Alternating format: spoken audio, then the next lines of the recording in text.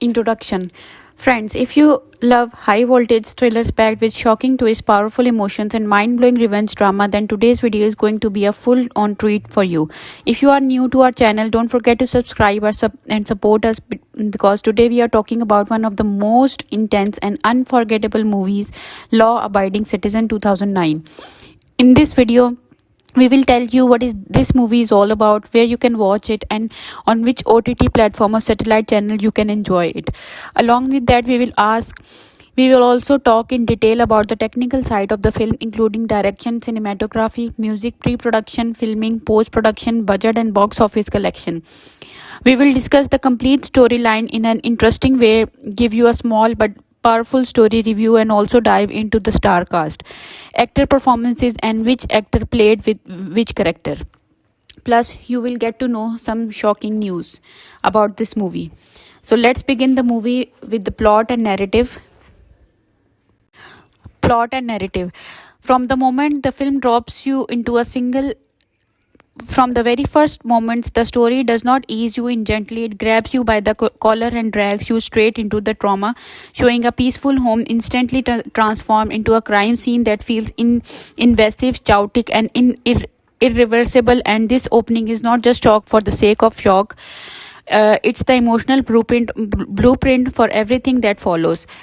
Slide's world is destroyed in minutes, yet the consequences echo for years, and the narrative smartly stretches that pain over time, letting you sit with the injustice as the legal progress unfolds in cold, fluorescent lit courtrooms where deals are made like businesses transactions. The story structure feels deceptively straightforward at first: a crime, an arrest, a plea bargain, and seemingly needs resolution for the system. But emotionally, it feels completely unresolved, and that imbalance between legal closure and emotional devastation becomes the fuel that drives the entire plot forever. Clyde's transformation from grieving victim to meticulous architect of revenge does not happen in a single dramatic snap. It brews slowly under the surface, hidden behind quiet routines and a mask of acceptance, which makes his return to the story hit harder because the audience realizes they underestimated him in a way in the same way the justice system did. When the first act of revenge lands, it does not feel like a typical triumphant moment. It feels surgical, almost ritualistic, and that tone defines the narrative rhythm. Not chaotic rage, but cold patience. From here, the film shifts into a dangerous chess match where every move is calculated, and the story becomes less about who committed what crime and more about who is thinking further ahead. The prosecutor, who initially represents the clean cut face of law and order, is slowly pulled into the psychological battlefield, and their conflict becomes the narrative spine of the film. One man who believes rules are sacred, and another who believes rules are the very tools that enables injustice. The turning points don't just arrive with explosion or deaths, they arrive when belief systems crack, when authority is humiliated in public, when procedural confidence turns into a frantic uncertainty, when the audiences realizes that Clyde is not merely reacting anymore but orchestrating entire sequences of chaos from behind bars. The prison itself, in traditionally a symbol of control, becomes one of the most unsettling narrative spaces in the film because it repeatedly proves that confinement does not equal powerlessness, and every time the story returns there, it feels more dangerous than the streets outside. As the body count rises and tactics grow bolder, the narrative also becomes more morally uncomfortable. What began as a story that easily invites sympathy for a wronged man slowly twists into something darker, forcing the audience to confront how quickly righteous anger can mutate into something indistinguishable from cruelty. The film cleverly uses spectacle not as distraction but as escalation. Each act of revenge is bigger, more public, more symbolically loaded than the last, shifting the story from personal vendetta to a full scale indictment of the justice system's compromises. The emotional tension is not just about who will survive, but about who will break first under the weight of guilt, responsibility, and fear. The prosecutor's journey becomes a mirror image of Clyde's in some ways. Both men start with certainty, one in the law, the other in morality, and both are gradually stripped of that certainty by the consequences of their own choices. The narrative toys with audience alignment is a fascinating way, constantly forcing you to reevaluate who you are rooting for and why. And every time you think the moral lines are clear, the story muddies them with another elevation and another unintended casualty and other reminder that precision does not equal justice. By the time the story barrels toward in final stages, the conflict feels less like a physical showdown and more like a collision of philosophies: punishment versus prevention, revenge versus responsibility, order versus truth. The pacing tightens into a suffocating cutdowns where every scene feels like it could trigger irreversible catastrophe, and narrative becomes obsessed with consequences. No action goes unanswered, no victory feels clean. Even the moment that resembles wins are stepped in loss, and emotional aftershocks linger far longer than the shock itself. What makes the storytelling so gripping, it never lets the audience stay comfortable in a single emotional lane. You are constantly being pulled between satisfaction and disturbance, between understanding and revulsion, between the desire to see evil punished and the fear of what punishment is turning into. The story just not. The story doesn't just unfold from beginning to the end. It tightens like a nose, drawing its characters, its institutions, and it veers into a space where every moral choice feels compromised, every solution feels temporary, and every step forward seems to erase something human behind it. Character development. When truly elevates the character in law-abiding citizens is how deeply their identities are rooted in the choices they make under pressure, and how those choices quietly not or reshape them over time rather than flipping a simple good to bad switch. Clyde begins as a man defined by tenderness, intelligence, and quiet pride, someone whose strength lies in providing safety rather than commanding power. And when that role is violently stripped from him, the vacuum it leaves behind does not fill with madness or hysteria, it fills with structure, patience, and an almost spiritual devotion to purpose. His transformation is frightening because it is so clean and deliberate. He does not become reckless or loud, he becomes precise, and the film lets you watch that precision grow into something monstrous without ever pretending it is not rooted in real pain. Every relationship he once had collapsed into memory, and when what replaces human connection is ideology, a belief system where people are no longer individual but symbols of systematic decay, and that shift is what makes his revolution feel tragic rather than simply evil. On the opposite end, the prosecutor's arc is built on the slow erosion of ego and comfort. He enters the story convinced that he is doing the right thing because the system has rewarded him for doing things quickly and decisively, and that reward system had trained him to confuse success with morality. What's fascinating is how long it takes for him to realize that his earlier win was actually a moral failure, and that delay makes his guilty heavier because it grows in hindsight rather than in the moment. As the story progresses, he does not just become afraid of Clyde, he becomes afraid of himself, of the version of him that once shrugged and moved on, and that inner conflict starts bleeding into every decision he makes, turning a once smooth, confident operator into someone visibly cracking under the weight of accountability. The dynamic becomes the gravitational center of the film, not because they share a personal bond, but they become philosophical opposites locked in mutual obsession. One trying to tear down the system through terror, the other trying to save it while confronting the reality that he helped weaken it longer before the bombs started going off.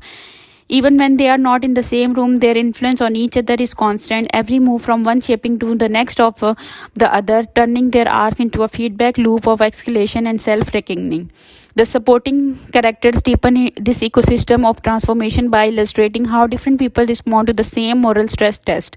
Some double down on rules as emotional armor, hiding behind procedure to avoid responsibility, while others begin to quietly question their own hands in the machinery, realizing that silence and routine can be just as destructive as direct action.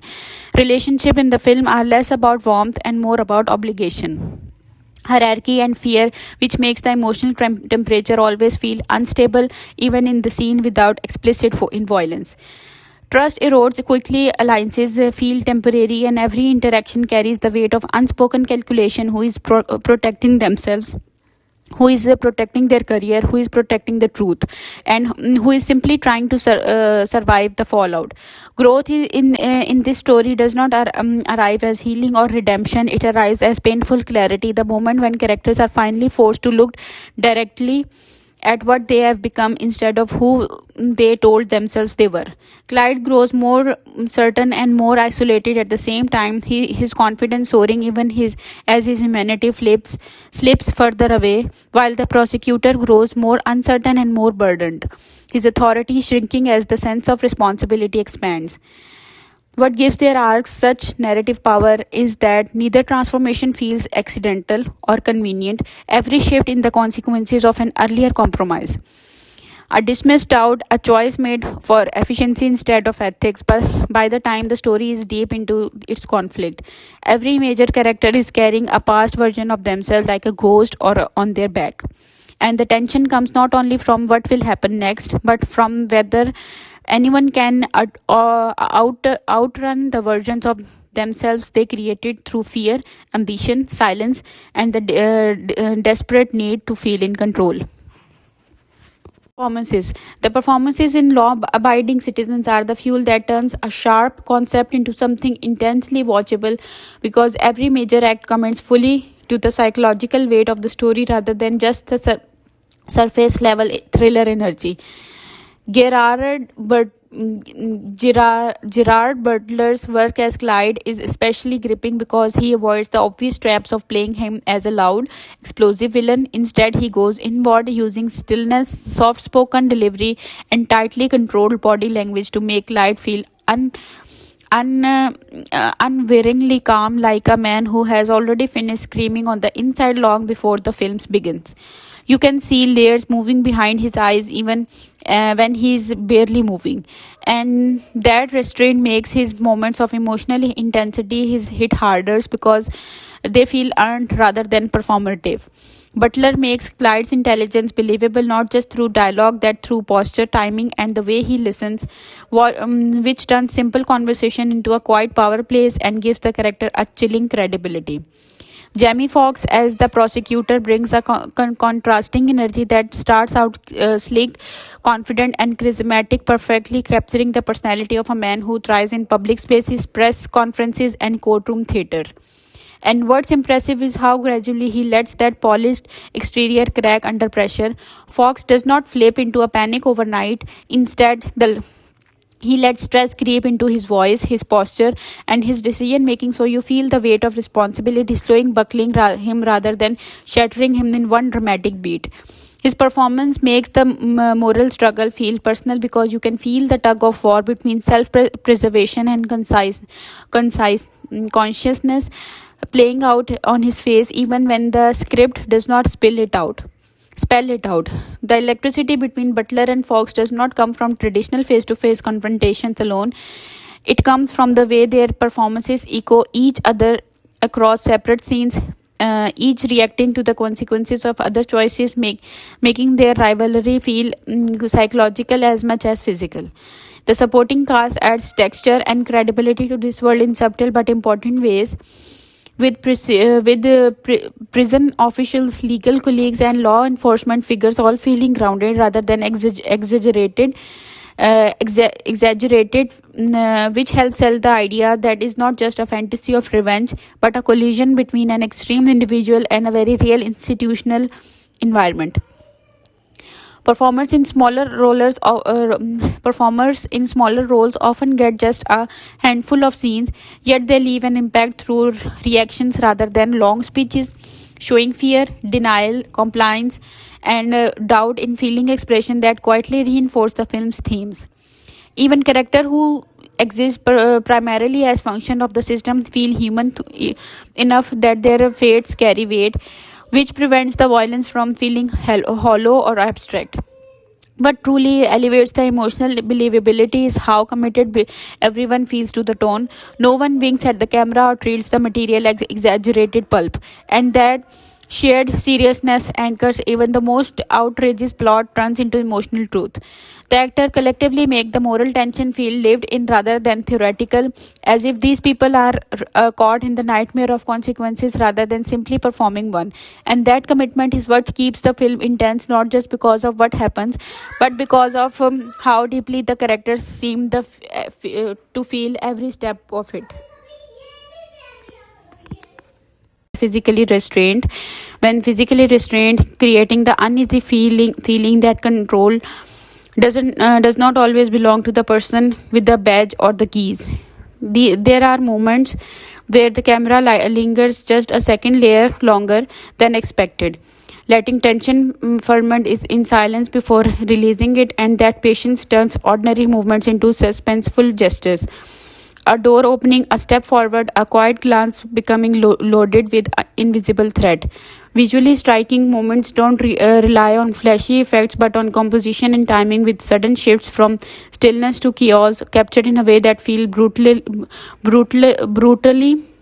abrupt, mirroring how violence crashes into routine without warning. The use of the wide shots during large scale set pieces gives a chilling sense of inevitability, showing destruction unfolding in full view rather than hiding it in rapid cuts. While intimate close ups during emotional confrontations expose every flicker of fear, guilt, or resolve on the actors' faces. Depth of field is often controlled to isolate character from their surroundings, blurring the world behind them as if they were trapped inside their own decisions, unable to escape the emotional gravity of what they have set in emotions. The visual texture of the prison sequences is especially oppressive, built from hard lines, flat lighting, and rigid framing that drains individuality from the environment. Yet within that rigid visual language, Clyde is given power dynamics with character often framed in ways that visually suggest who has control in a given moment, sometimes placing authority figures in vulnerable position while giving the supposed prisoner visual dominance through framing, angle and stillness. The director frequently uses distance and barriers in the frame, glass walls, bars, corridors, interrogation rooms to emphasize separation, surveillance, and entrapment, turning architecture itself into a part of storytelling.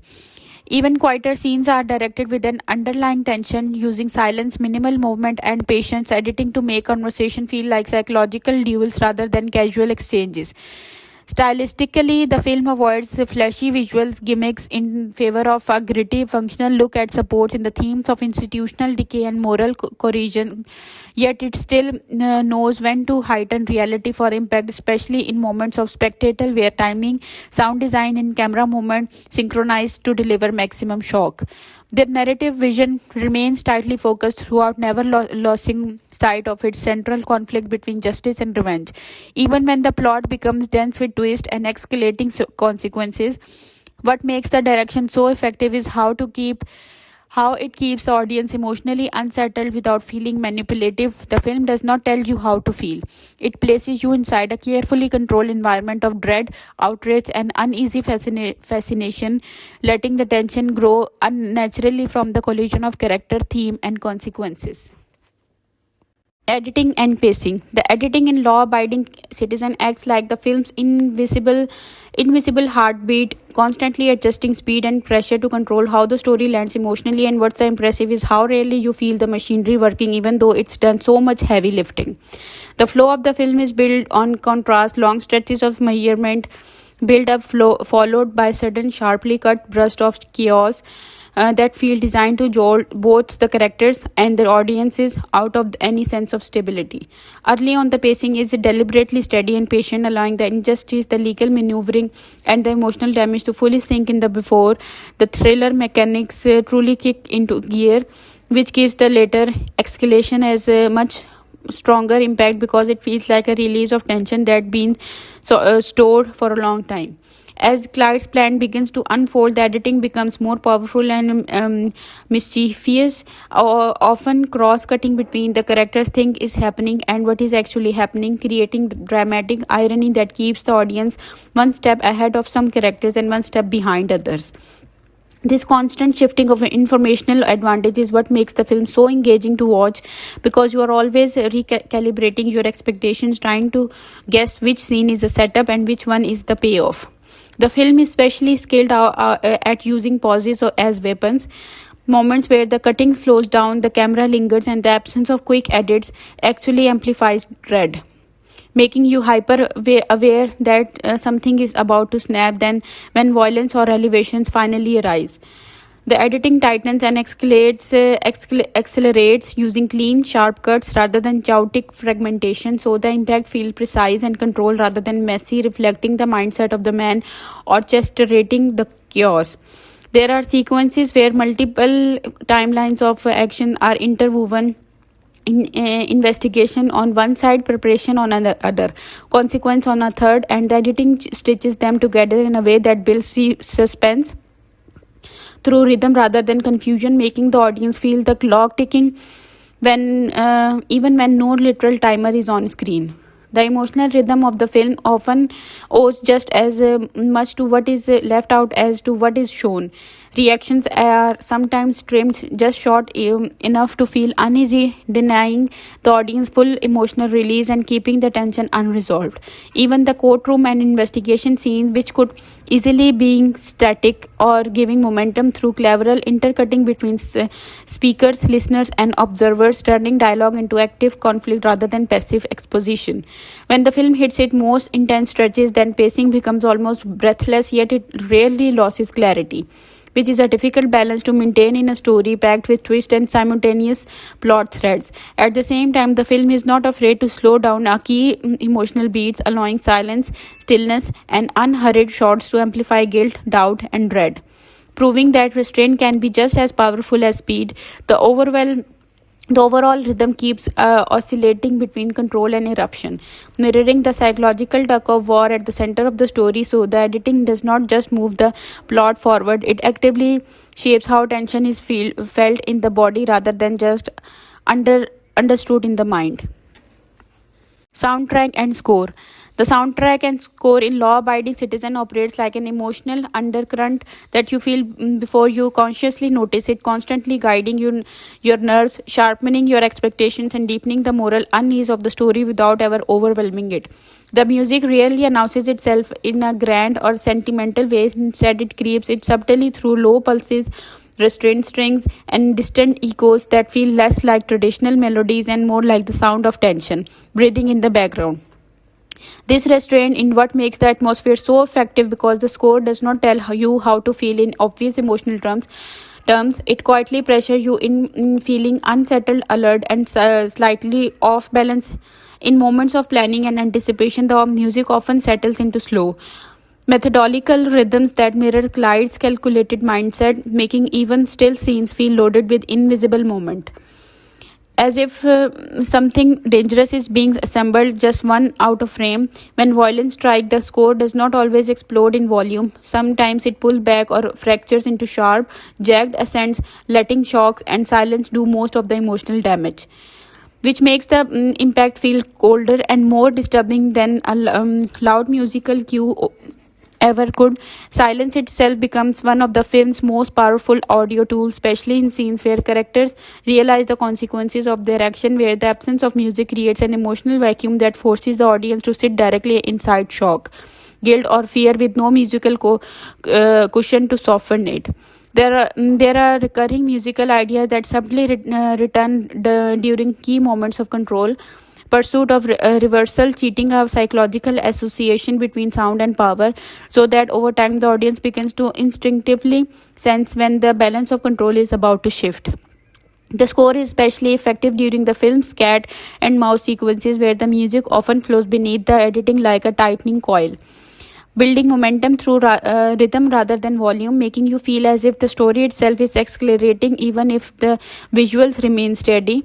In courtroom and institutional scenes, the music often retreats into minimal textures or disappear altogether, allowing the cold formality of dialogue and procedure to dominate the soundscape, reinforcing how emotionally sterile and mechanical the system feels compared to the human chaos erupting around it. As the narrative grows darker and consequences stack higher, the score thickens and heavier tones and deeper sonic layers, giving the later proportion of a film weighter. More suffocating emotionally atmosphere without or ever tripping into the melodrama. What makes the soundtrack so effective is how seamlessly it blends with the film's emotional logic. It never feels pasted on the top of the story but rather woven into its psychological fabric, rising and falling with the character's inner states. The music knows when to push and when to vanish, when to whisper dread and when to let raw sound and design take over. And that disciplined balance is what allows the emotional beats to land with such persistent, nerve tightening force. Themes and messages. Law abiding citizen is packed with big, uncomfortable ideas that linger long after individual scenes fade, and what makes it theme so striking in how directly they clash with each other inside the story rather than sitting quietly in the background. As its core, the film is obsessed with the idea of justice versus legality, and it constantly dares to audience to ask whether following the rules is the same thing as doing the right thing. The justice system in the film is presented as efficient, polished, and successful on paper, yet morally shaky in practice. Built on a plea bargains, shortcuts, political ambition, and a hunger for quick wins rather than slow, painful truth. This creates a world where legality becomes a performance and morality becomes optional. And client's entire mission grows out of the moral gap. Another powerful theme running through the story is the seduction of revenge, how it becomes as something that feels emotionally understandable and even satisfying, but gradually reveals it as a corrosive, isolating, and indiscriminately destructive. The film plays a dangerous game with the audience sympathy, making you feel the raw injustice of Clyde's loss so deeply that at first his hunger feels justified, even righteous, but then steadily pushing you into the discomfort. His methods grow more brutal and less discriminating, forcing you to confront how thin the line is between victim and monster when pain is left untreated. Power is then as another central obsession, especially who truly holds it and how easily it shifts hand. The story repeatedly shows that official authority does not automatically equal real control, and that intelligence, patience, and psychological leverage often overpower guns, badges, and institutions. This theme becomes especially proactive as the film suggests that systems designed to protect people can become tools of vulnerability when exploited by someone who fully understands their weaknesses. The movie also explores personal responsibility in a brutally unforgiving way, especially through the prosecutor's journey, showing how one compromised decision, rationalized as practical or necessary, even echo forward with the catastrophic consequences. It challenges the comforting idea that guilty only belongs to the obviously evil, arguing instead that indifference, ambition, and silence can be just as deadly as direct violence. There is also a chilling meditation on control and obsession, particularly in how Clyde's need for order after chaos transforms into a need for domination over outcomes, turning his grief into a rigid belief system where unpredictability must be punished and uncertainty must be eliminated at any cost. The film repeatedly suggests that once someone mistakes control for healing, everything and everyone becomes expendable. Institutional blindness is one another major undercurrent. The idea that large systems are often too rigid, too political, or too self protective to recognize threats until they have already grown massive, and too invested in their own image to fully admit their failures, even when lives are at stake. The story who also toys with the theme of spectacle, how public punishment, fear, and media attention become tools of influence, and how violence staged symbolically can be more powerful than violence committed privately, raising unsettling question about whether society sometimes respond more strongly to humiliation than the truth. Beneath all the explosions and clever traps, the film is also quietly asking whether closure is even real, whether justice can truly heal loss, or whether both revenge and the law ultimately fail to repair what has been taken, only changing the shape of the damage. What makes these messages hit so hard is that the film does not wrap them in comfort or moral certainty. It lets them collide, overlap, and contradict each other, creating a constant tension between what feels emotionally satisfying and what feels ethically terrifying. The themes do not arrive as lectures; they arrive as consequences. And by watching those consequences pile up, the audience is left wrestling with question about fairness, punishment, responsibility, and the power that have no clean answer, only lingering unease. Visual effects and CGI. The visual effects and CGIs in law abiding citizen are used with surprising restraint, which actually makes them far more effective because they serve the story rather than trying to dominate it.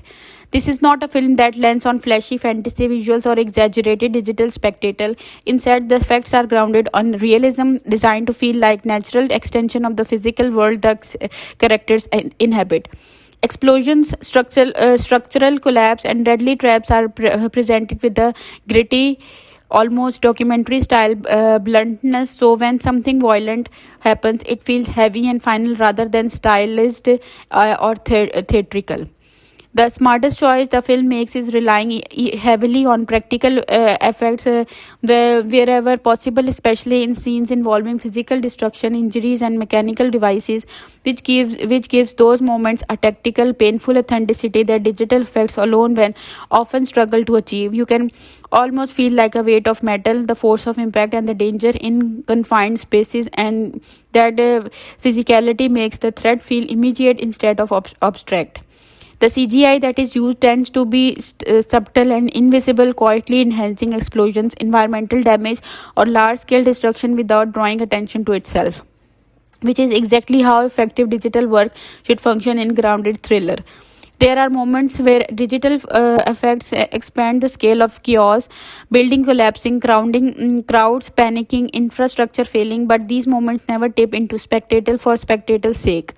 They always feel tied to cause and effective within the story. What's especially impressive in how well the film blends digital enhancement with practical staging, often making it impossible to tell where one ends and the other begins, which preserves the illusion of reality and keeps the audience emotionally invested rather than visually distracted.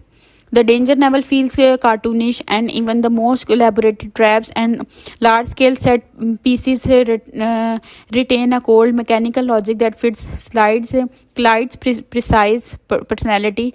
Instead of dazzling the eye with the excessive visual noise, the effects work is quiet, efficient, and brutal, reinforcing the idea that this is a world where violence is not glamorous but devastating.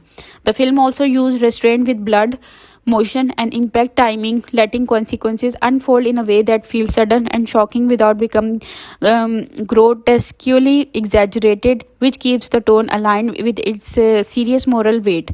Even when the story pushes into extreme territory, the visual effects remain grounded enough to that your suspension of disbelief is rarely broken. Rather than pulling you out of the effects pull you deeper into its dangerous logic, making every explosion, collapse, and fatal mechanism feel like a believable extension of a human planning, error, and consequence rather than a digital fantasy. Set design and location. The set design and locations in Law Abiding Citizen quietly do a massive amount of storytelling work because the environment never feel like a neutral backdrop. They feel like a psychological extension of the character and the systems they are trapped inside. The homes, office, courtrooms, prisons, and city spaces are all designed with a functional realism that makes the world feel instantly believable. Yet each setting also carries a specific emotional tone that shapes how the scene inside it feel. The early domestic spaces are warm, ordinary, and painfully relatable, which makes the later loss feel more invasive, as if safety itself have been permanently contaminated.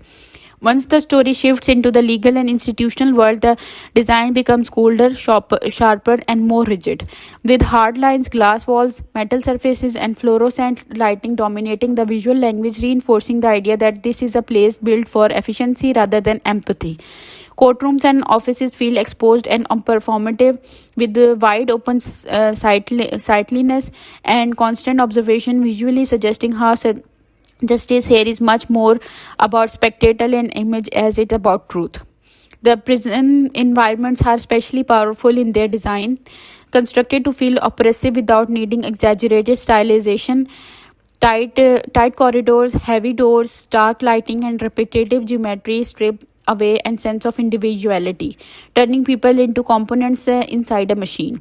What's the unsettling in how Clyde's presence subtly alters the emotional meaning of that space, transforming what should be a place of captivity into one strategic control. And the production design supports that shift by allowing his cell and surrounding areas to feel less like confinement and more like a nerve center for unfolding chaos. Props are used with equal intelligence, often serving double duties as everyday objects and instruments of fate, reinforcing the film's themes about how ordinary systems and tools can become lethal when placed in the wrong hands.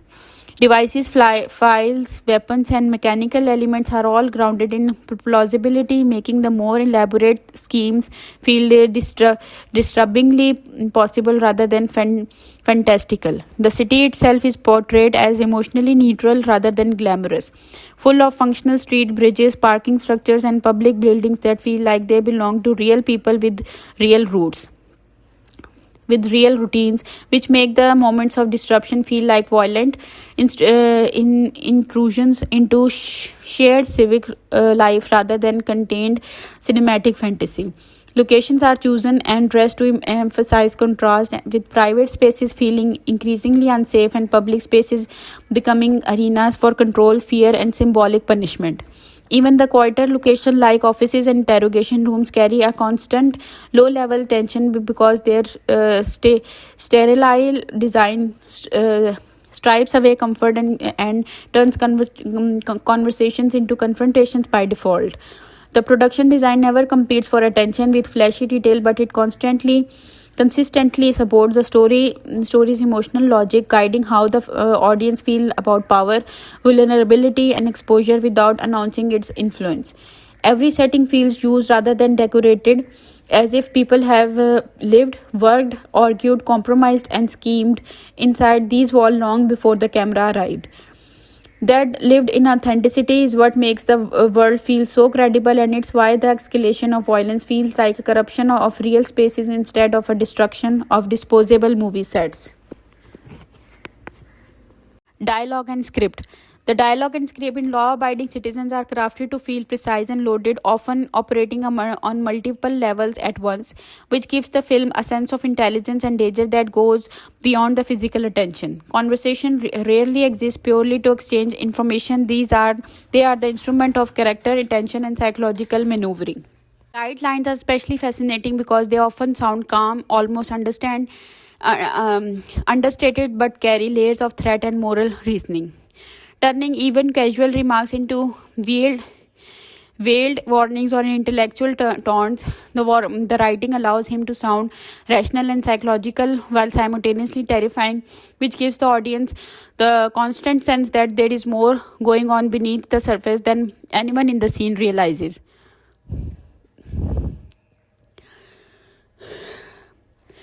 The prosecutor's dialogue is sharp in a different way than he speaks with the cadence of someone trained in precision and control, negotiating not just legal arguments but ethical positioning, which keeps courtroom exchanges feel like verbal duels rather than mere exposition.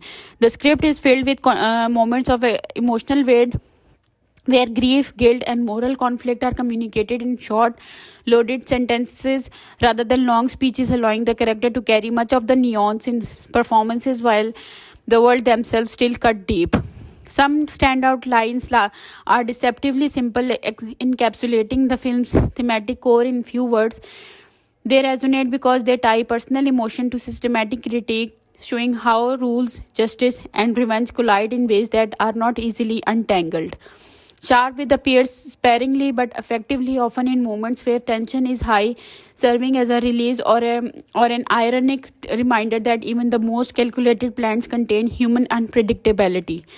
The pacing of the dialogue also supports the film's rhythm. The script knows when to pause, when to interrupt, and when to let silence speak, creating a sense of anticipation and unease. The mirrors that narrative tension, sense of scenes of confrontation, whether in courtrooms, prison visits, and private meetings, feel alive because the script constantly shifts control between speakers. making every conversation miniature power struggle, and the audience feels the stakes in each verbal exchange as tangibly as in the physical threat. Even exposition is handled cleverly with technical and procedural details woven naturally into dialogue so that the information about traps, legal loopholes, or investigation feel organic rather than forced.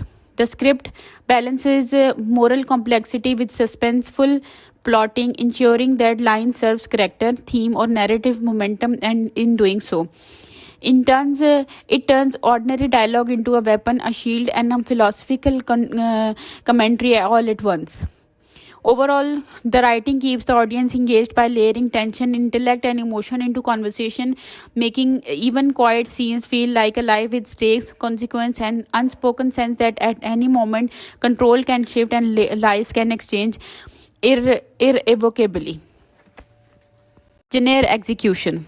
Law-abiding citizen plays with genre execution in a way that feels both familiar and unsettling.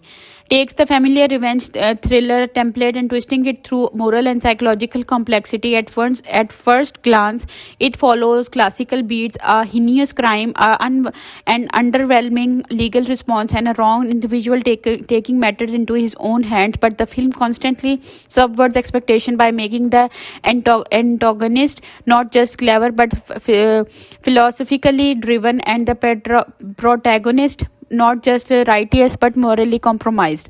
Where many thrillers can heavily on action sequence to propel the story, this film allows tension and intellect to drive the pace, letting suspense accumulate in quiet moments of planning, dialogue, and observation before erupting into carefully choreographed moments of violence.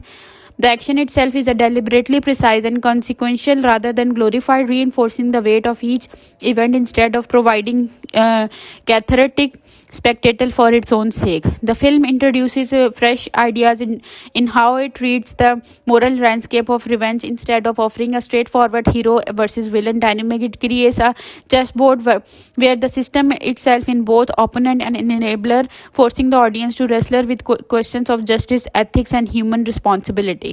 This balance between procedural realism, suspenseful plotting, and philosophical inquiry keeps the film grounded with while still thrilling. Humor is virtually absent, but the film uses irony and dark with wit in dialogue and circumstance to punctuate tension, making certain moments of verbal sparing or situational irony feel sharp and memorable without undermining the overall seriousness. Dramatic beats are drawn from human consequences rather than melodrama, focusing on grief, guilt, and moral deterioration, which adds emotional weight to sequences that might otherwise feel like pure thrill set pieces. The pacing and structure often inverts standard genre timing, the stretching out quiet sequences of legal maneuvering and character observation to build a slow burning dread that pays off in sudden precise moments of action, turning genre expectation into psychological suspense. Even the traditional cliches like the mastermind, antagonist, or a principal lawman are handled with nuance, showing flaws, compromises, and internal conflict that give them depth beyond the archetype. The film constantly reminds the audience that violence has cost and consequences, subverting the notion that revenge is straightforwardly satisfying or morally clean. By blending procedural elements, moral philosophy, and psychological tension and carefully measured action, law-abiding citizen maintains genre thrills while simultaneously elevating them with a darker, more thought-provoking edge, making it feel like a revenge thrill that is both recognizable and intellectually challenging. Social and cultural commentary. Law abiding citizen does not tell a story about revenge, it quietly persistently comments on broader social and cultural issues, making the narrative feel larger than the personal tragedy at its core. The film repeatedly highlights the tension between public perception and private justice, showing how institutions are often more invested in appearing competent than actually delivering fair court outcomes.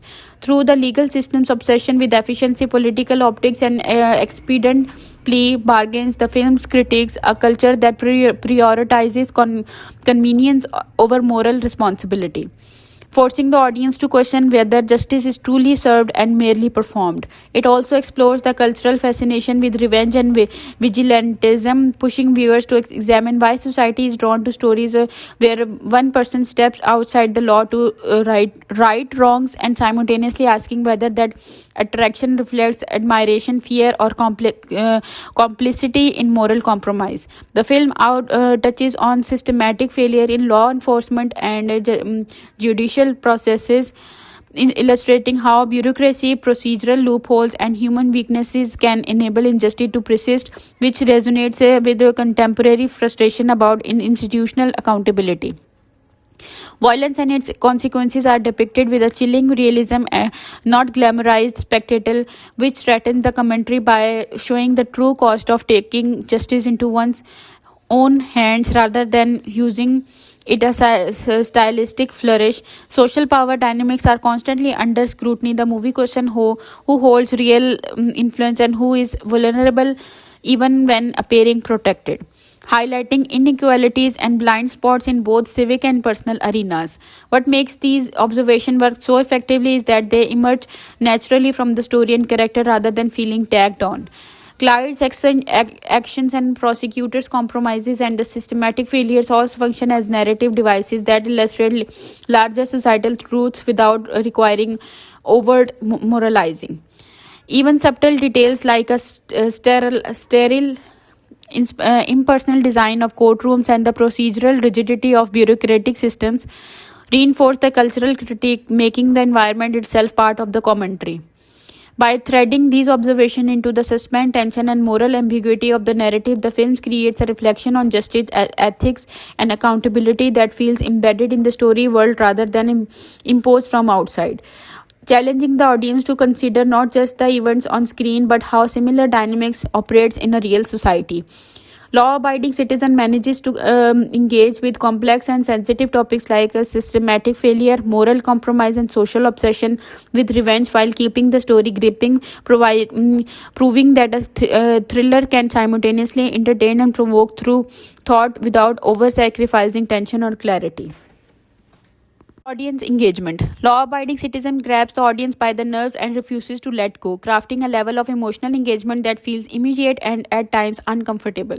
From the first gut punching act of the violence that shatters Clyde's family life, viewers are drawn into a visceral emotional landscape where grief, anger, and moral outrage are impossible to ignore. The film does not just rely on shocks or explosion to provoke reaction. It builds tension in quieter moments, letting dread accumulate in dialogue, heavy scenes, tense standfolds, and moments of a calculated silence that make even ordinary interactions feel charged with danger. There are moments that can make viewers flinches into disbelief, gasp at the sheer audacity of Clyde's plan, or sit forward with a mixture of admiration and fear at his precision. Simultaneously, it taps into a more subtle, lingering emotional currents, frustration, and bureaucratic systems that fail to deliver injustice, empathy for characters trapped in possible moral dilemmas, and unease as the lines between right and wrong blur. These emotional beats invite reflection because the story continually forces the audience to consider ethical questions rather than providing simple answers. Should one man have the power to punish the system? Is revenge ever justified? How much responsibility do bystanders and enforcers carry? The narrative is structured to reward attention and repeat engagement, with intricate plans, for shadowed traps and clever misdirection that reveals a new layer on subsequent viewings, meaning audiences often catches connections or subtleties they missed at the first time. The characters themselves amplify engagement with Clyde's chilling calm and intellect, making it almost impossible not to be fascinated by his every one move. While the prosecutor's gradual unrevealing draws empathy and tension simultaneously, even moments that could feel mechanical or procedural are heightened by the interplay of sound, pacing, and framing, turning legal maneuvering into high-stake theater. The film also evokes a kind of moral adrenaline. Viewers find themselves mentally debating each action, aligning with one side, questioning another, and revolutionary participating in the stories just like strategic moves. It is the combination of suspense, psychological warfare, ethical ambiguity, and high consequences action that keeps viewers invested on multiple levels emotionally, intellectually, and versatilely. By blending these elements seamlessly, the film creates a viewing experience that both thrilling in the moment and lingering long afterward, provoking conversation, moral introspection, and a desire to revisit its twist and intricate plotting, ensuring it resonates far behind the closing credits. Comparisons to similar films, Law Abiding Citizen stakes its place in the revenge thriller genre by taking familiar territory and bending it into something psychological, sharper, and morally murkier than most of its contemporaries. Compared to traditional vigilant or courtroom thrillers, where the hero and villain are usually clearly defined and moral boundaries are comfortably drawn, this film thrives and ambiguity keep the audience constantly questioning who is justified and who has crossed an unforgivable line. Unlike films such as Death Wish or even the Punisher hype narratives, where revenge is largely straightforward and cathartic, Law abiding citizens treat revenge as a high stake game of the intellect, and its consequences make the protagonist meticulous planning and philosophical justifications central to the story rather than mere setup for action sequences. In the landscape of 2000s thrillers, it distinguished itself with its willingness to make the antagonist sympathetic and terrifying at the same time, crafting a moral tension rarely seen in films that rely purely on external conflict. Compared to the other works in director F. Gary's filmography, it aligns with his strength in blending character-driven drama with the suspense, as seen in films like that Italian Job or Set It Off. Yet it pushes darker, more morally complex territory, placing characters in the situation where ethical compromises cannot easily be rationalized or redeemed. In terms of structure, the film's layering of procedural elements, character arcs, and high consequences traps set it apart from formulaic thrillers. It does not just deliver explosions or courtroom drama, it delivers a tightly woven interplay of strategy, morality, and tension that make each scene feel purposeful. Where many films in the genre might sacrifice plausibility of spectator, law-abiding citizens balances both, creating set pieces that are dramatic yet believable within the rules of its world. Its willingness to explore systematic failure, the cost of inaction, and the psychological toll of vengeance add thematic depth that most revenge thrillers skirt around, making it feel intellectually simultaneous, stimulating as well as viscerally gripping. Even when even when compared to the films with similar themes of moral ambiguity and institutional critiques such as Gone Baby Gone or Inside Man, Law Abiding Citizen differentiates itself through its audacious escalation, psychological framing of revenge, and the extreme lengths it goes to explore consequences, setting a bar of tension and ethical complexity that is rare in mainstream thrillers. The combination of methodological plotting, character-driven moral tension, and high-stake actions allows it to both fit comfortably within its genre and stand out as something daring, cerebral, and unexpectedly provocative.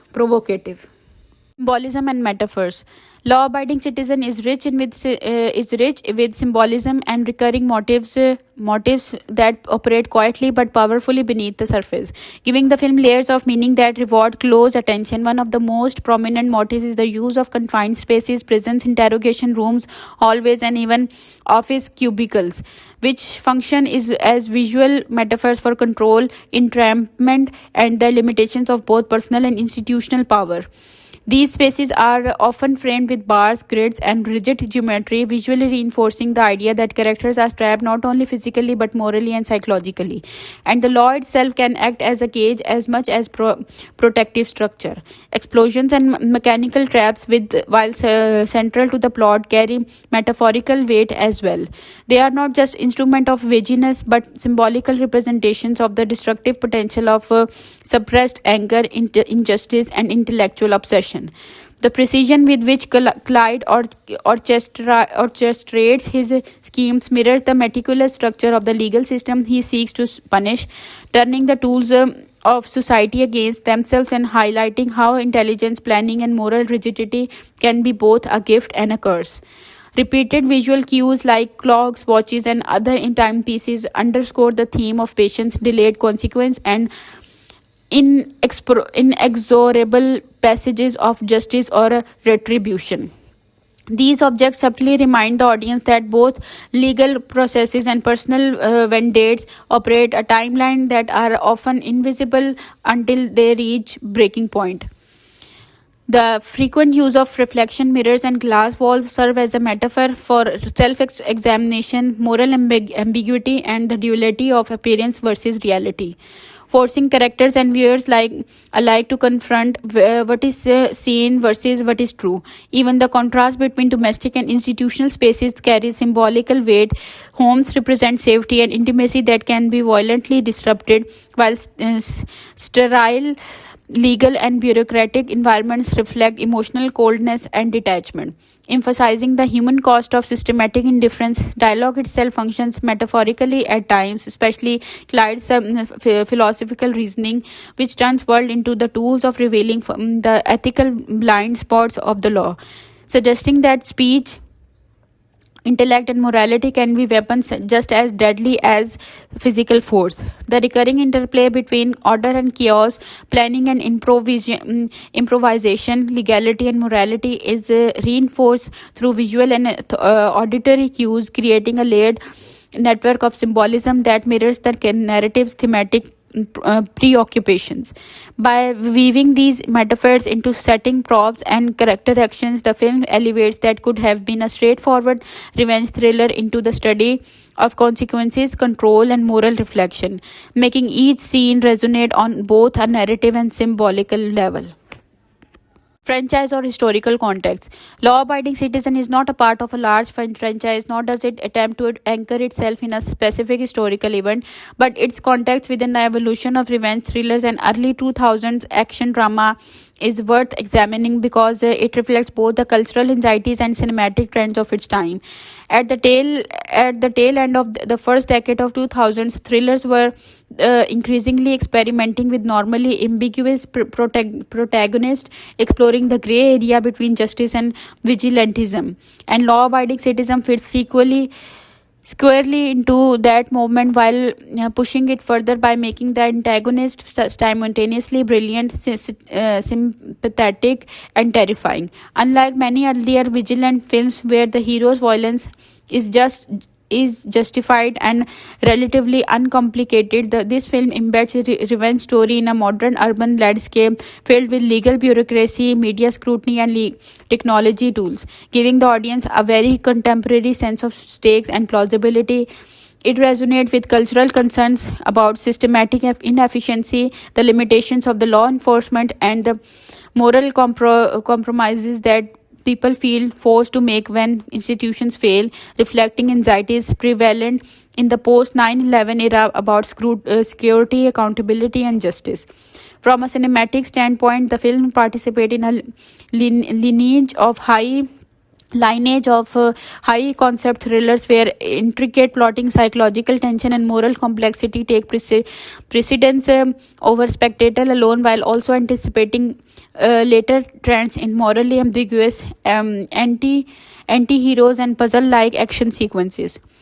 By situating its story in realistic urban and institutional settings, Law-Abiding Citizen emphasizes the everyday consequences of systematic failure rather than creating a hyper-stylized world, which aligns it with very early 2000 procedural thrillers while distinguishing it through its audacious escalation and philosophical framing.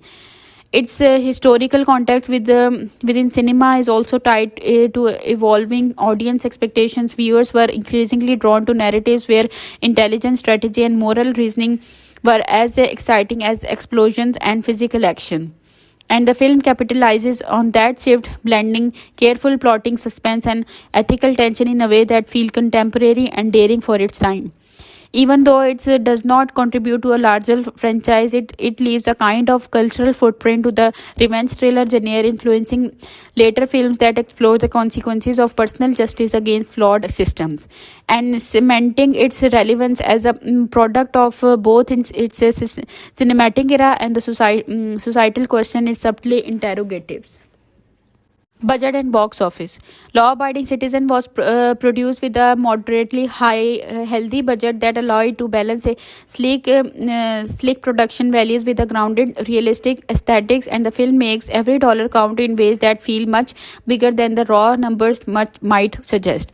Its set design, practical effects, and visual effects and location choices all benefit from the resources available, creating urban and institutional environment that feel authentic, imposing, and immersive without relying on excessive spectacle or blockbuster level extravagance. Explosions, mechanical traps, and destruction sequences are executed with a careful blend of for practical and digital effects, which maximizes impact while keeping cost manageable, giving the film a production quality that rivals higher budget action thrillers while maintaining narrative plausibility. Cinematography, sound design, and music also reflect this thoughtful allocation of resources, enhancing suspense and tension in ways that feel expensive and deliberate without tripping it into ostentation. In terms of financial performance, the film proved to be a commercial success, generating solid box office returns relative to its production budget.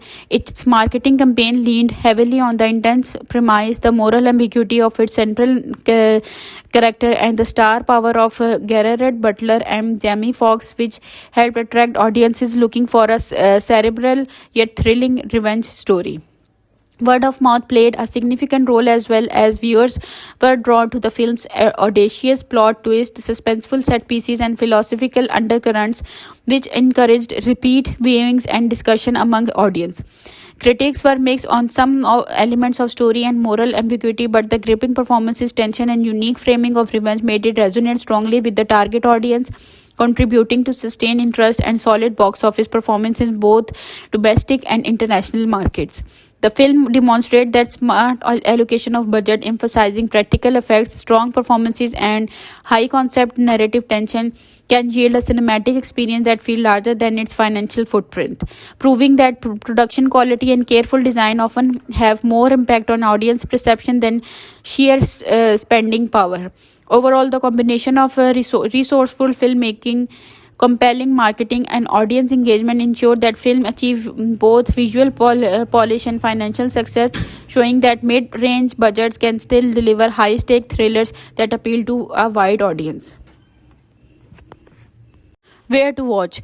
Good question. Where you can watch and how can you watch? Law abiding depends on bit on where you live. But here is how many viewers worldwide currently experience it, and what to aim it for if you want the full impact. You can stream Law Abiding Citizen on major platforms. For example, it appears in the catalog of Netflix. You can also often find it rental or purchase on digital services such as Amazon Prime Video, Apple TV, or Apple's digital store, and similar on-demand streaming rental platforms, especially useful if it is not available on subscription streaming in your region. If you prefer a physical copy, you may also be able to find DVD or Blu-ray versions, which in some cases preserve picture and sound quality better than low bitrate streaming and offer extras, deleted scene, commentary, etc. For the fullest impact, especially given how much the film leans on atmosphere, sound design, tension, and detail, the best way is on a good screen and sound setup. Watch it in HD or a 4K if available on a big TV or a good monitor with decent speakers or headphones. The way you catch the subtle visual framing, ambient sound, musical cues, and silence, all of which are vital to the film's mood and psychological weight. If streaming, ensure stable internet and choose the highest quality settings. If streaming availability in your country like Pakistan is uncertain, checking global services with rental buy options or importing a Blu-ray may be the most reliable way. If you like, I can check as of today where the film is streaming in Pakistan or nearby regions to help you find the easiest legal access depending on your location. Audience engagement. Law abiding citizen grabs the audience by the nerves and refuses to let go, crafting a level of emotional engagement that feels immediate and at times uncomfortable. From the first gut punching act of the violence that shatters Clyde's family life, viewers are drawn into a visceral emotional landscape where grief, anger, and moral outrage are impossible to ignore. The film does not just rely on shocks or explosion to provoke reaction. It builds tension in quieter moments, letting dread accumulate in dialogue, heavy scenes, tense standfolds, and moments of a calculated silence that make even ordinary interactions feel charged with danger. There are moments that can make viewers flinches into disbelief, gasp at the sheer audacity of Clyde's plan, or sit forward with a mixture of admiration and fear at his precision. Simultaneously, it taps into a more subtle, lingering emotional currents, frustration, and bureaucratic systems that fail to deliver injustice, empathy for characters trapped in possible moral dilemmas, and unease as the lines between right and wrong blur. These emotional beats invite reflection because the story continually forces the audience to consider ethical questions rather than providing simple answers. Should one man have the power to punish the system? Is revenge ever justified? How much responsibility do bystanders and enforcers carry? The narrative is structured to reward attention and repeat engagement. With intricate plans, foreshadowed traps, and clever misdirection that reveals a new layer on subsequent viewings, meaning audiences often catches connections or subtleties they missed at the first time. The characters themselves amplify engagement with Clyde's chilling calm and intellect, making it almost impossible not to be fascinated by his every one move. While the prosecutor's gradual unrevealing draws empathy and tension simultaneously, even moments that could feel mechanical or procedural are heightened by the interplay of sound, pacing, and framing, turning legal maneuvering into high stake theater. The film also evokes a kind of moral adrenaline. Viewers find themselves mentally debating each action, aligning with one side, questioning another, and revolutionary participating in the stories, just like strategic moves. It is the combination of suspense, psychological warfare, ethical ambiguity, and high consequences action that keeps viewers invested on multiple levels: emotionally, intellectually, and versatilely. By blending these elements seamlessly, the film creates a viewing experience that both thrilling in the moment and lingering long afterward, provoking conversation, moral introspection, and a desire to revisit its twist and intricate plotting, ensuring it resonates far behind the closing credits. Comparisons to similar films, Law Abiding Citizen stakes its place in the revenge thriller genre by taking familiar territory and bending it into something psychological, sharper, and morally murkier than most of its contemporaries. Compared to traditional vigilant or courtroom thrillers, where the hero and villain are usually clearly defined and moral boundaries are comfortably drawn, this film thrives and ambiguity keep the audience constantly questioning who is justified and who has crossed an unforgivable line. Unlike films such as Death Wish or even the Punisher hype narratives, where revenge is largely straightforward and cathartic, Law Abiding Citizens treat revenge as a high stake game of the intellect, and its consequences make the protagonist meticulous planning and philosophical justifications central to the story rather than mere setup for action sequences. In the landscape of 2000s thrillers, it distinguished itself with its willingness to make the antagonist sympathetic and terrifying at the same time, crafting a moral tension rarely seen in films that rely purely on external conflict. Compared to the other works in director F. Gary's filmography, it aligns with his strength in blending character-driven drama with the suspense, as seen in films like that Italian Job or Set It Off. Yet it pushes darker, more morally complex territory, placing characters in the situation where ethical compromises cannot easily be rationalized or redeemed. In terms of structure, the film's layering of procedural elements, character arcs, and high consequences traps set it apart from formulaic thrillers. It does not just deliver explosions or courtroom drama, it delivers a tightly woven interplay of strategy, morality, and tension that make each scene feel purposeful.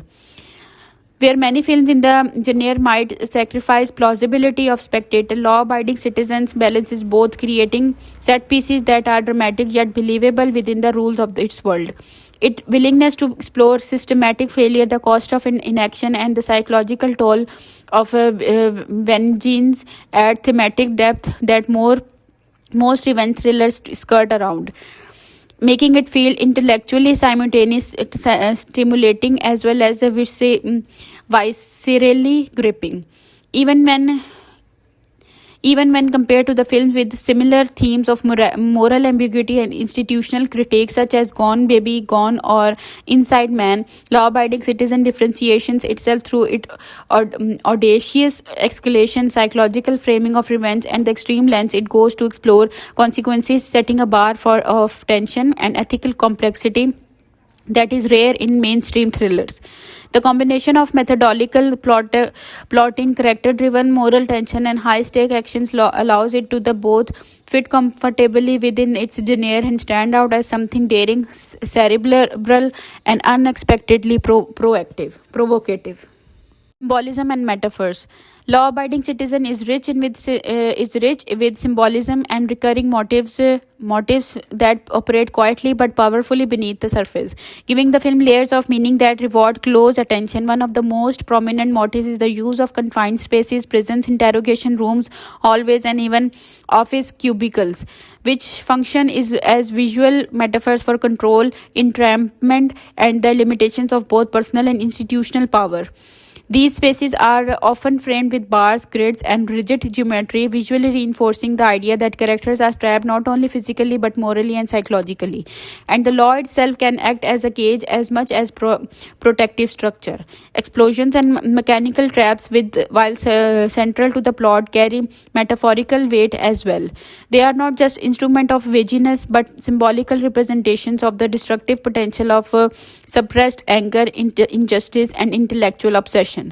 The precision with which Clyde orchestrates his schemes mirrors the meticulous structure of the legal system he seeks to punish, turning the tools of society against themselves and highlighting how intelligence, planning, and moral rigidity can be both a gift and a curse. Repeated visual cues like clocks, watches, and other timepieces underscore the theme of patience, delayed consequence, and inexorable passages of justice or retribution. These objects subtly remind the audience that both legal processes and personal vendettas operate a timeline that are often invisible until they reach breaking point. The frequent use of reflection mirrors and glass walls serve as a metaphor for self-examination, moral ambiguity, and the duality of appearance versus reality, forcing characters and viewers alike to confront what is seen versus what is true. Even the contrast between domestic and institutional spaces carries symbolical weight.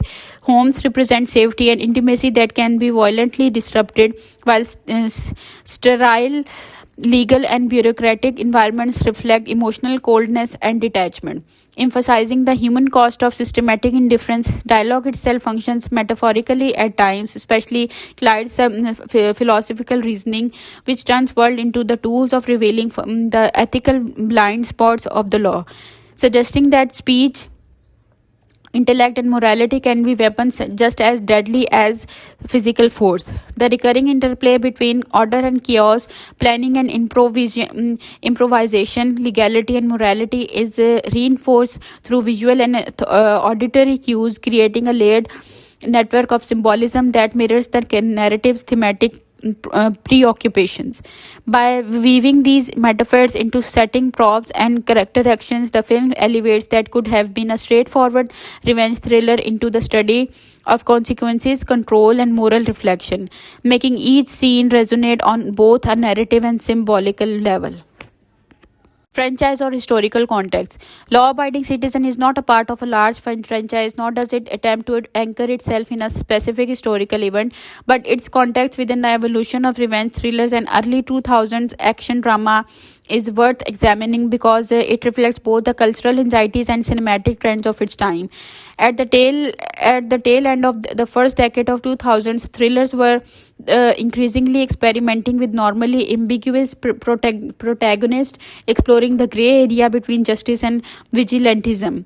And Law-Abiding Citizen fits squarely into that movement while pushing it further by making the antagonist simultaneously brilliant, sympathetic, and terrifying. Unlike many earlier vigilant films where the hero's violence is just is justified and relatively uncomplicated. This film embeds a revenge story in a modern urban landscape filled with legal bureaucracy, media scrutiny, and technology tools, giving the audience a very contemporary sense of stakes and plausibility. It resonates with cultural concerns about systematic inefficiency, the limitations of the law enforcement, and the moral compromises that people feel forced to make when institutions fail, reflecting anxieties prevalent in the post 9/11 era about security, accountability, and justice. From a cinematic standpoint, the film participates in a lineage of high concept thrillers where intricate plotting, psychological tension, and moral complexity take precedence over spectacle alone, while also anticipating later trends in morally ambiguous anti-heroes and puzzle-like action sequences. By situating its story in realistic urban and institutional settings, Law Abiding Citizen emphasizes the everyday consequences of systematic failure rather than creating a hyper stylized world, which aligns it with very early 2000 procedural thrillers while distinguishing it through its audacious escalation and philosophical framing. Its historical context within cinema is also tied to evolving audience expectations. Viewers were increasingly drawn to narratives where intelligence, strategy, and moral reasoning were as exciting as explosions and physical action. And the film capitalizes on that shift, blending careful plotting, suspense, and ethical tension in a way that feels contemporary and daring for its time. Even though it does not contribute to a larger franchise, it leaves a kind of cultural footprint to the revenge thriller genre, influencing later films that explore the consequences of personal justice against flawed systems and cementing its relevance as a product of both its cinematic era and the societal question it subtly interrogatives. Budget and box office. Law Abiding Citizen was produced with a moderately high, healthy budget that allowed it to balance a sleek production values with a grounded, realistic aesthetics, and the film makes every dollar count in ways that feel much bigger than the raw numbers might suggest. Its set design, practical effects, and visual effects and location choices all benefit from the resources available, creating urban and institutional environment that feel authentic, imposing, and immersive without relying on excessive spectacle or blockbuster level extravagance. Explosions, mechanical traps, and destruction sequences are executed with a careful blend of for practical and digital effects, which maximizes impact while keeping cost manageable, giving the film a production quality that rivals higher budget action thrillers while maintaining narrative plausibility. Cinematography, sound design, and music also reflect this thoughtful allocation of resources, enhancing suspense and tension in ways that feel expensive and deliberate without tripping it into ostentation. In terms of financial performance, the film proved to be a commercial success, generating solid box office returns relative to its production budget. Its marketing campaign leaned heavily on the intense premise, the moral ambiguity of its central character, and the star power of Gerard Butler and Jamie Foxx, which helped attract audiences looking for a cerebral yet thrilling revenge story. Word of mouth played a significant role as well, as viewers were drawn to the film's audacious plot twist, suspenseful set pieces, and philosophical undercurrents, which encouraged repeat viewings and discussion among audience. Critics were mixed on some elements of story and moral ambiguity, but the gripping performances, tension, and unique framing of revenge made it resonate strongly with the target audience, contributing to sustained interest and solid box office performances in both domestic and international markets.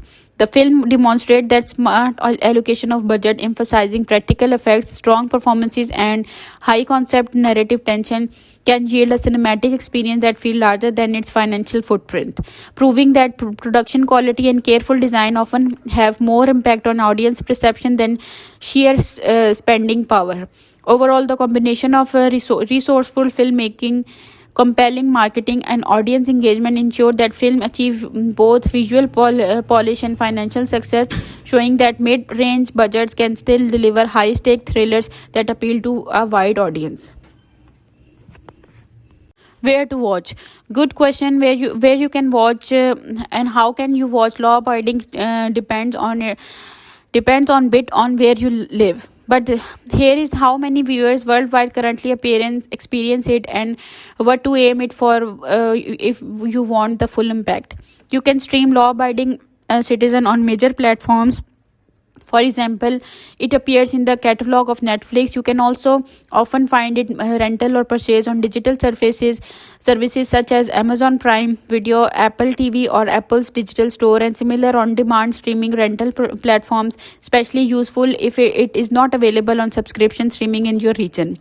If you prefer a physical copy, you may also be able to find DVD or Blu-ray versions, which in some cases preserve picture and sound quality better than low bitrate streaming and offer extras, deleted scene, commentary, etc. For the fullest impact, especially given how much the film leans on atmosphere, sound, design, tension, and detail, the best way is on a good screen and sound setup. Watch it in HD or a 4K if available on a big TV or a good monitor with decent speakers or headphones. The way you catch the subtle visual framing, ambient sound, musical cues, and silence, all of which are vital to the film's mood and psychological weight. If streaming, ensure stable internet and choose the highest quality settings. If streaming availability in your country like Pakistan is uncertain, checking global services with rental buy options or importing a Blu-ray may be the most reliable way. If you like, I can check as of today where the film is streaming in Pakistan or nearby regions to help you find the easiest legal access depending on your location. Themes and messages. Law abiding citizen is packed with big, uncomfortable ideas that linger long after individual scenes fade, and what makes it theme so striking in how directly they clash with each other inside the story rather than sitting quietly in the background. As its core, the film is obsessed with the idea of justice versus legality, and it constantly dares to audience to ask whether following the rules is the same thing as doing the right thing. The justice system in the film is presented as efficient, polished, and successful on paper, yet morally shaky in practice. Built on a plea bargains, shortcuts, political ambition, and a hunger for quick wins rather than slow, painful truth. This creates a world where legality becomes a performance and morality becomes optional. And client's entire mission grows out of the moral gap. Another powerful theme running through the story is the seduction of revenge, how it becomes as something that feels emotionally understandable and even satisfying, but gradually reveals it as a corrosive, isolating, and indiscriminately destructive. The film plays a dangerous game with the audience sympathy, making you feel the raw injustice of Clyde's loss so deeply that at first his hunger feels justified, even righteous, but then steadily pushing you into the discomfort. His methods grow more brutal and less discriminating, forcing you to confront how thin the line is between victim and monster when pain is left untreated. Power is then as another central obsession, especially who truly holds it and how easily it shifts hand. The story repeatedly shows that official authority does not automatically equal real control, and that intelligence, patience, and psychological leverage often overpower guns, badges, and institutions. This theme becomes especially proactive as the film suggests that systems designed to protect people can become tools of vulnerability when exploited by someone who fully understands their weaknesses. The movie also explores personal responsibility in a brutally unforgiving way, especially through the prosecutor's journey, showing how one compromised decision, rationalized as practical or necessary, even echo forward with the catastrophic consequences.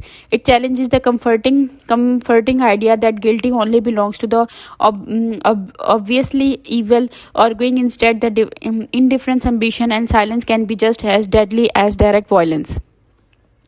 There is also a chilling meditation on control and obsession, particularly in how Clyde's need for order after chaos transforms into a need for domination over outcomes, turning his grief into a rigid belief system where unpredictability must be punished and uncertainty must be eliminated at any cost. The film repeatedly suggests that once someone mistakes control for healing, everything and everyone becomes expendable.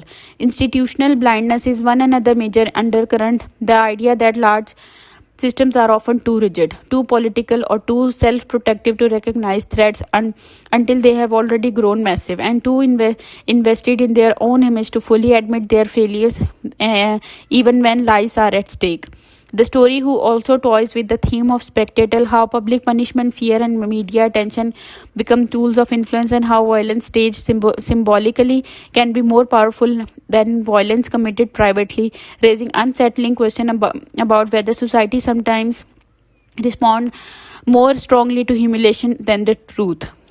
Beneath all the explosions and clever traps, the film is also quietly asking whether closure is even real, whether justice can truly heal loss, or whether both revenge and the law ultimately fail to repair what has been taken. Only changing the shape of the damage. What makes these messages hit so hard is that the film does not wrap them in comfort or moral certainty. It lets them collide, overlap, and contradict each other, creating a constant tension between what feels emotionally satisfying and what feels ethically terrifying. The themes do not arrive as lectures; they arrive as consequences. And by watching those consequences pile up, the audience is left wrestling with question about fairness, punishment, responsibility, and the power that have no clean answer, only lingering unease. Visual effects and CGI. The visual effects and CGI in Law Abiding Citizen are used with surprising restraint, which actually makes them far more effective because they serve the story rather than trying to dominate it. This is not a film that lends on flashy fantasy visuals or exaggerated digital spectacle. Instead, the effects are grounded on realism, designed to feel like natural extension of the physical world the characters inhabit. Explosions, structural collapse, and deadly traps are presented with a gritty, almost documentary style bluntness. So, when something violent happens, it feels heavy and final rather than stylized or theatrical. The smartest choice the film makes is relying heavily on practical effects wherever possible, especially in scenes involving physical destruction, injuries, and mechanical devices, which gives those moments a tactical, painful authenticity that digital effects alone when often struggle to achieve. You can almost feel like a weight of metal, the force of impact, and the danger in confined spaces, and that physicality makes the threat feel immediate instead of abstract. The CGI that is used tends to be subtle and invisible, quietly enhancing explosions, environmental damage, or large scale destruction without drawing attention to itself, which is exactly how effective digital work should function in grounded thriller. There are moments where digital effects expand the scale of chaos, building collapsing, crowds panicking, infrastructure failing, but these moments never tip into spectacle for spectacle's sake. They always feel tied to cause and effective within the story. What's especially impressive in how well the film blends digital enhancement with practical staging, often making it impossible to tell where one ends and the other begins, which preserves the illusion of reality and keeps the audience emotionally invested rather than visually distracted.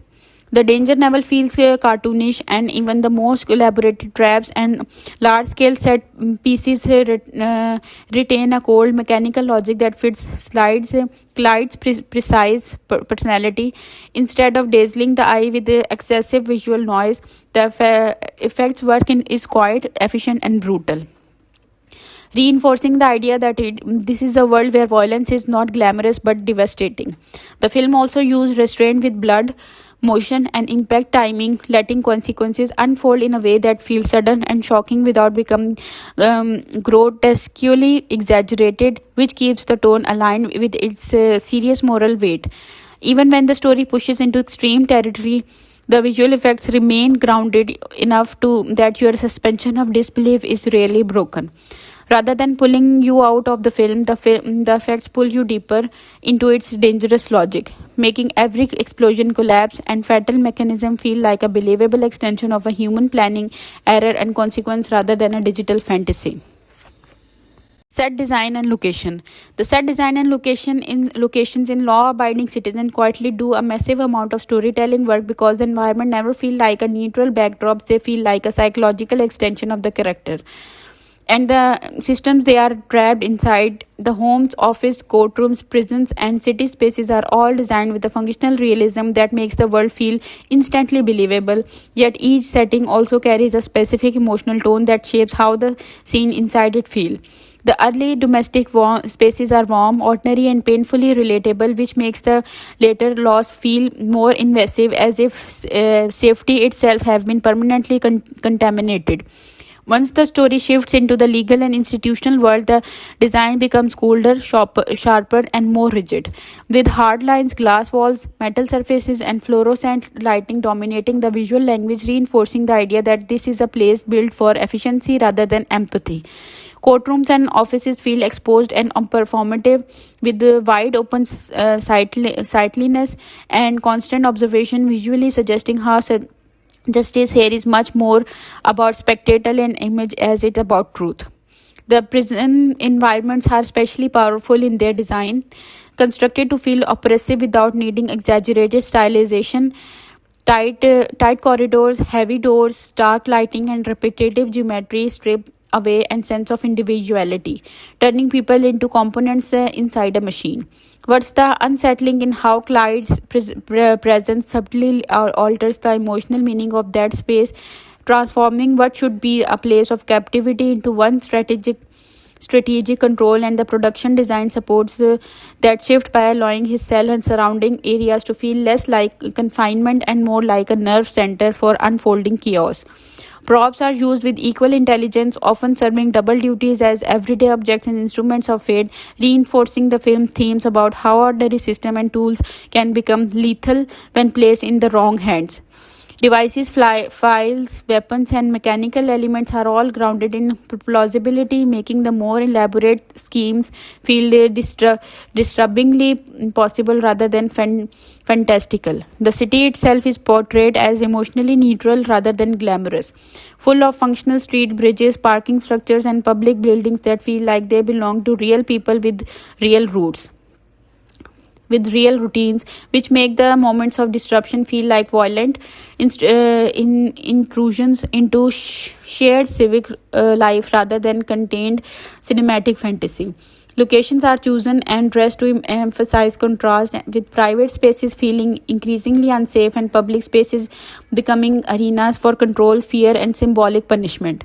Even the quieter locations like offices and interrogation rooms carry a constant low level tension because their sterile design stripes away comfort and turns conversations into confrontations by default. The production design never competes for attention with flashy detail, but it consistently supports the story's emotional logic, guiding how the audience feel about power, vulnerability, and exposure without announcing its influence.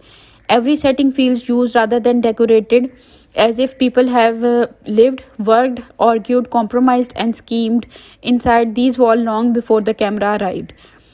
That lived in authenticity is what makes the world feel so credible, and it's why the escalation of violence feels like a corruption of real spaces instead of a destruction of disposable movie sets. Dialogue and script. The dialogue and script in Law Abiding Citizens are crafted to feel precise and loaded, often operating on multiple levels at once, which gives the film a sense of intelligence and danger that goes beyond the physical attention. Conversation rarely exists purely to exchange information. They are the instrument of character, attention, and psychological maneuvering. Light lines are especially fascinating because they often sound calm, almost understated, but carry layers of threat and moral reasoning, turning even casual remarks into veiled warnings or intellectual taunts. The writing allows him to sound rational and psychological while simultaneously terrifying, which gives the audience the constant sense that there is more going on beneath the surface than anyone in the scene realizes.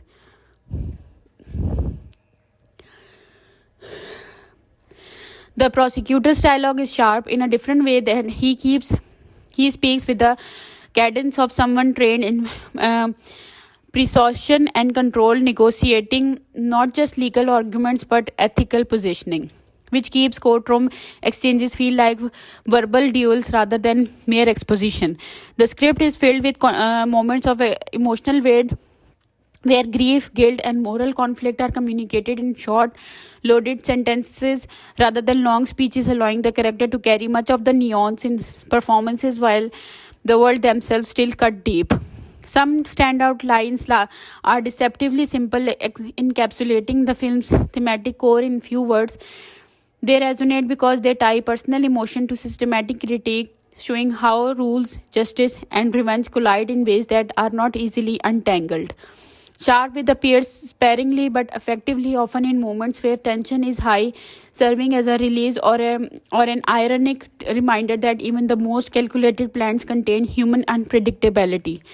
The pacing of the dialogue also supports the film's rhythm. The script knows when to pause, when to interrupt, and when to let silence speak, creating a sense of anticipation and unease. The mirrors that narrative tension, sense of scenes of confrontation, whether in courtrooms, prison visits, and private meetings, feel alive because the script constantly shifts control between speakers, making every conversation in miniature power struggle, and the audience feels the stakes in each verbal exchange as tangibly as in the physical threat.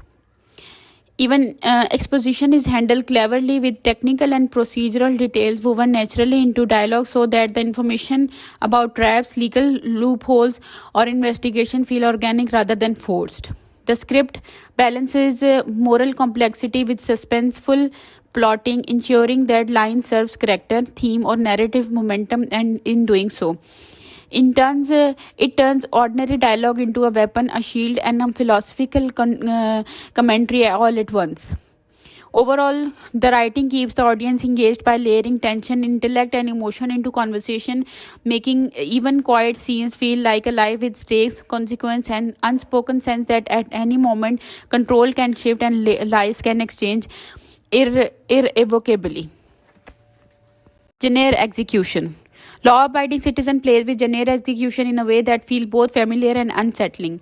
Takes the familiar revenge thriller template and twisting it through moral and psychological complexity. At first glance, it follows classical beats: a heinous crime, an underwhelming legal response, and a wrong individual taking matters into his own hands. But the film constantly subverts expectation by making the antagonist not just clever but philosophically driven, and the protagonist not just righteous but morally compromised. Where many thrillers can heavily on action sequence to propel the story, this film allows tension and intellect to drive the pace, letting suspense accumulate in quiet moments of planning, dialogue, and observation before erupting into carefully choreographed moments of violence. The action itself is deliberately precise and consequential rather than glorified, reinforcing the weight of each event instead of providing cathartic spectacle for its own sake. The film introduces fresh ideas in how it treats the moral landscape of revenge. Instead of offering a straightforward hero versus villain dynamic, it creates a chessboard where the system itself is both opponent and an enabler, forcing the audience to wrestle with questions of justice, ethics, and human responsibility. This balance between procedural realism, suspenseful plotting, and philosophical inquiry keeps the film grounded with while still thrilling. Humor is virtually absent, but the film uses irony and dark with wit in dialogue and circumstance to punctuate tension, making certain moments of verbal sparing or situational irony feel sharp and memorable without undermining the overall seriousness. Dramatic beats are drawn from human consequences rather than melodrama, focusing on grief, guilt, and moral deterioration, which adds emotional weight to sequences that might otherwise feel like pure thrill set pieces. The pacing and structure often inverts standard linear timing, the stretching out quiet sequences of legal maneuvering and character observation to build a slow burning dread that pays off in sudden precise moments of action, turning linear expectation into psychological suspense. Even the traditional cliches like the mastermind, antagonist, or a principal lawman are handled with nuance, showing flaws, compromises, and internal conflict that give them depth beyond the archetype. The film constantly reminds the audience that violence has cost and consequences, subverting the notion that revenge is straightforwardly satisfying or morally clean. By blending procedural elements, moral philosophy, and psychological tension and carefully measured action, law abiding citizen maintains genre thrills while simultaneously elevating them with a darker, more thought provoking edge, making it feel like a revenge thrill that is both recognizable and intellectually challenging. Social and cultural commentary. Law abiding citizen does not tell a story about revenge, it quietly persistently comments on broader social and cultural issues, making the narrative feel larger than the personal tragedy at its core. The film repeatedly highlights the tension between public perception and private justice, showing how institutions are often more invested in appearing competent than actually delivering fair courtroom outcomes. Through the legal system's obsession with efficiency, political optics, and expedient plea bargains, the film critiques a culture that prioritizes convenience over moral responsibility, forcing the audience to question whether justice is truly served and merely performed. It also explores the cultural fascination with revenge and vigilantism, pushing viewers to examine why society is drawn to stories where one person steps outside the law to right wrongs, and simultaneously asking whether that attraction reflects admiration, fear, or complicity in moral compromise. The film touches on systematic failure in law enforcement and judicial processes, illustrating how bureaucracy, procedural loopholes, and human weaknesses can enable injustice to persist, which resonates with the contemporary frustration about institutional accountability. Violence and its consequences are depicted with a chilling realism, not glamorized spectacle, which threatens the commentary by showing the true cost of taking justice into one's own hands rather than using it as a stylistic flourish. Social power dynamics are constantly under scrutiny. The movie questions who holds real influence and who is vulnerable even when appearing protected, highlighting inequalities and blind spots in both civic and personal arenas. What makes these observations work so effectively is that they emerge naturally from the story and character rather than feeling tagged on. Client's actions and prosecutors' compromises and the systematic failures also function as narrative devices that illustrate larger societal truths without requiring overt moralizing. Even subtle details like a sterile impersonal design of courtrooms and the procedural rigidity of bureaucratic systems reinforce the cultural critique, making the environment itself part of the commentary. By threading these observations into the suspense, tension, and moral ambiguity of the narrative, the film creates a reflection on justice, ethics, and accountability that feels embedded in the story world rather than imposed from outside, challenging the audience to consider not just the events on screen but how similar dynamics operates in a real society.